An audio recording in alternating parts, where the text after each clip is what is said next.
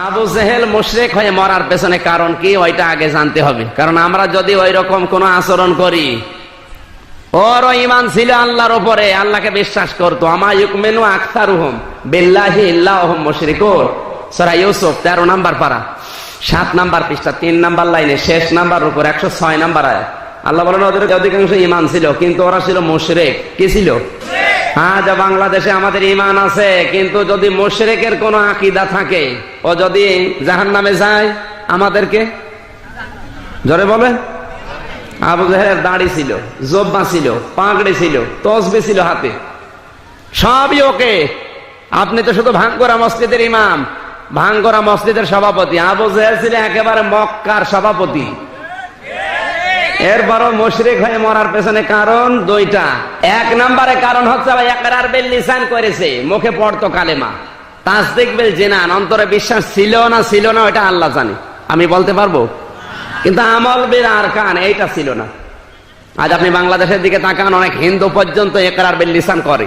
আমরা যে কালেমা পড়ে মুসলমানের দাবি করছি, অনেক হিন্দু পর্যন্ত কালেমা মুখ দিয়ে পড়ে। আমি নিজে দেখেছি, যখন বরিশালে পড়তাম ছোটবেলায়, লঞ্চে করে যাচ্ছি, নৌকায় করে, হঠাৎ উঠেছে ঝড়, আমরা ভয়ে পড়ছি লা ইলাহা ইল্লাল্লাহ, আর হিন্দু দাদা ও দেখছি পড়ছে লা ইলাহা ইল্লাল্লাহ। ডাক দিয়ে বললাম, দাদা দেখে মনে হচ্ছে অন্য ধর্মের, কালেমা পড়েন মানে? মুসলমান হয়েছেন। আমারে বলছে, দেখো ও কালি মালি দিয়ে এখন কাজ হবে না, কারণ যে ঝড় উঠেছে আল্লাহ লাগবে। ওরাও জানে যে ও জিনিসের কাজ না। আমার বলছে কালী দুর্গা এখন হবে না, এখন আল্লাহ দরকার। ডাক দিয়ে বললাম, দাদা মুসলমান হয়েছেন কবে? বলে এখনো হয়নি। ওই যে স্বাধীনতা যুদ্ধের সময় মিলিটারির ভয়ে মুখস্থ করে রেখেছিলাম, আজও তাজা রেখে দিয়েছি, না জানি কবে স্টার্ট দিয়া লাগে। ইকরার বিল লিসান হিন্দুও করছে, আবু জেহেল এটা করেছে, এরপরও মুশরিক। কেন? আল্লাহ রাব্বুল আলামিন বলেন, ইয়াকুলুনা হাল লানা মিনাল আমরি মিন শাইইন কুল ইন্নাল আমরা কুল্লাহু লিল্লাহ। সূরা আলে ইমরান 4 নম্বর পারা 9 নম্বর পৃষ্ঠা 3 নম্বর লাইনের 154 নম্বর আয়াত। তাফসিরে তাবারি, তাফসিরে ফি জিলাল কোরআন, তাফসিরে মুনির, তাফসিরে কাবীর, আইসারুত তাফাসির, ফি জিলালিল কোরআন, যতগুলো তাফসির আমি দেখেছি বিশ্ববিদ্যালয়ে, সব মুফাসসির আয়াতের ব্যাপারে একই বক্তব্য দিয়েছেন। আল্লাহ পাক বলেন, নবী, দুনিয়ার মানুষ যদি প্রশ্ন করে, ইয়াকুলুনা হাল্লানা মিনাল আমরি মিন শাইইন, দুনিয়া চালানোর জন্য তো আইন তৈরি করতে হবে, পরিবার, সমাজ এবং রাষ্ট্রের জন্য আইনের দরকার আছে না নেই? আইন না থাকলে শৃঙ্খলা থাকে? জোরে বলে। বাংলাদেশে যতটুকু আইন আছে, এটা যদি না থাকতো আজ কিন্তু আমরা বসবাসী করতে পারতাম না। যেখানে আল্লাহর আইন চলে না ওই জায়গায় বিশৃঙ্খলা। হে নবী, মানুষ কিন্তু আপনাকে বলবে, পরিবার, সমাজ এবং রাষ্ট্র চালাতে তো আইন লাগে, এর কোন অধিকার আমার আল্লাহ আমাকে দিয়েছে। আপনি বলুন, কুল ইন্নাল আমরা কুল্লাহু লিল্লাহ, আইন তৈরি করা এই ক্ষমতা দুনিয়ার কাউকে আল্লাহ দেয়নি, এটা শুধু আমার আল্লাহর দায়িত্বে।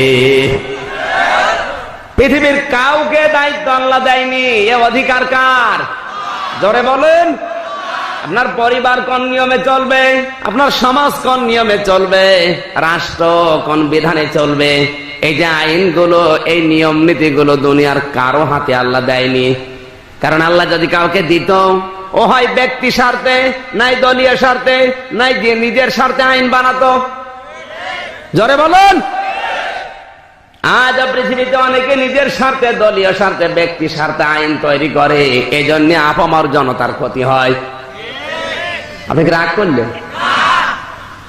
আল্লাহ এই অধিকার কাউকে দেয়নি। আল্লাহ ভালোভাবে জানে মানুষের মন সংকীর্ণ, ওকে দিলেও হয় নিজের স্বার্থে বানাবে। আমার এতদিন টিকে থাকা লাগবে, কিভাবে থাকা যায় ওইটা দেখে দেখে আইন বানাতো। আজ যেমন বানানো হয়েছে, এই জন্য আল্লাহ কাউকে অধিকারটা দেয়নি, আল্লাহ নিজের কুদরতি হাতে রেখে দিয়েছে। আল্লাহ বলেন আমার ওই কুদরতটাই কোরআনের ভেতরে দিলাম, একটা দুইটা না, 500 আয়াত শরীয়তের বিধান। সুবহানাল্লাহ বলতে পারেন? 6666 আয়াত কোরআনে আল্লাহ দিয়েছেন, এর 500 আয়াত শরীয়তের বিধান। একটা যদি কেউ অস্বীকার করে ওর সঙ্গে সঙ্গে আবু জেহেলের মতো মুশরিক। কথা বলে না কেন? আবু জেহেল কালেমা পড়ার পরেও শুধু এইটা মানতো না, ও জানতো যে আমি যে চেয়ারে বসে আছি অবৈধ চেয়ার, আমার এই ক্ষমতা অবৈধ। মুহাম্মদুর রাসূলুল্লাহ যেটা বলতে চাই, আমি যদি ওর কথা মতো আমার পরিবার সমাজ এবং রাষ্ট্রের নিয়ম তৈরি করি, এই লা ইলাহা ইল্লাল্লাহ মুহাম্মাদুর রাসূলুল্লাহ, তাহলে আমি যে নিয়ম নীতি বানিয়েছি আমার এই চেয়ার টিকবে না। এই জন্য আইন বানিয়েছিল।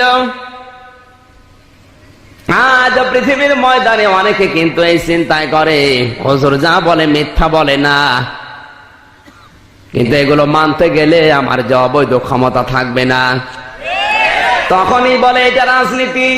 আবু জেহেল এটাই বলতো সব চলতে দেওয়া যাবে, কিন্তু কোরআনের এই কথা চলতে দেওয়া যাবে না। কারণ এইটা চলতে দিলে মানুষ যখন বুঝবে যে কোরআন এই কথা বলতে চায়, আমি যে 2 নাম্বার, আমার এটা চলবে না, তখনই বলতো আল গাউফি লাআল্লাকুম তাগলিবুন, মুহাম্মদুর রাসূলুল্লাহ কোরআনে বাধা দাও, ওর তাফসীর মাহফিলে ওয়াজ মাহফিল বন্ধ করে দাও।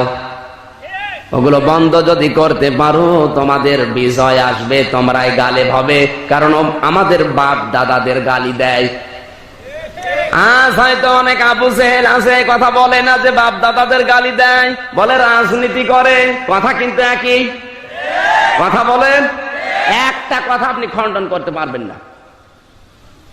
আপনি মিলান, মনে করছেন হুজুর ছোট, দাড়ি নাই, ছোট দাড়ি ওঠে না, করবো কি? সার দিয়ে আমার দাড়ি হয় না, এত দোয়া করে আল্লাহ কটা দাড়ি দাও, দাড়ি হয় না। আর মানুষ দাড়ি কেটে কোল পায় না। অনেকে দেখবেন সকালে বিকালে দাড়ি কাটে, আছে না নেই? আর আমার দেখেন তো, আমার বংশে এইটাই বড় দাড়ি, এর উপর আর দাড়ি নেই। এই যদি হয় বড়, তে আমার বংশে যারা আছে ওদের দাড়ি আছে ওই 5-6টা করে। কত বড় বড় জায়গায় আল্লাহ নিয়ে গেল, শুধু দাড়ির জন্য মার খেয়ে যাচ্ছে। এই যে ভাবনা দারুল আমানটা আসছে, লক্ষাধিক মানুষ হয় এই স্টেজে ওঠার বলে, মানুষ বলে বাচ্চা হুজুর। আমি কি বাচ্চা? আমারই একটা বাচ্চা আছে। শুধু দাড়ির এই সমস্যাটা, হুজুর ছোট না ভাই। লেখাপড়া যা আছে বাংলাদেশে প্রায় শেষই হয়ে গেছে। কওমি মাদ্রাসায় পড়েছি, আলিয়া মাদ্রাসায় পড়েছি, কামে হাফেজি পড়েছি, অনার্স মাস্টার্স করলাম, এর উপর আবার আছে কি? তারপর ওই বাচ্চা কাটছে না।